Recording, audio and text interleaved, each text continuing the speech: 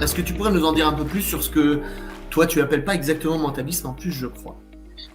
Alors le mentalisme, c'est un peu particulier. Il y a plusieurs écoles, entre guillemets. Certains qui vont parler de mentaliste, c'est une personne qui a une capacité à utiliser les outils PNL, comportemental, etc., pour arriver à déchiffrer tout un langage d'une personne. Après, il y a ce qu'on appelle l'hypnomentalisme, ou pardon, la magie mentale.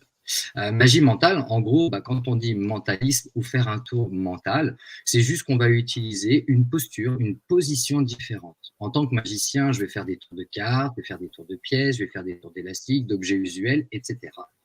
Alors que pour la partie mentalisme, très souvent, un mentaliste va être équipé d'un crayon, d'un stylo, d'une feuille de papier ou tout simplement même un paperboard qui lui permettrait de faire des expériences de lecture de pensée, calcul prodigieux, retrouver un mot dans un ouvrage que quelqu'un aurait choisi, etc., etc. Donc, on va plutôt nous parler de magie mentale.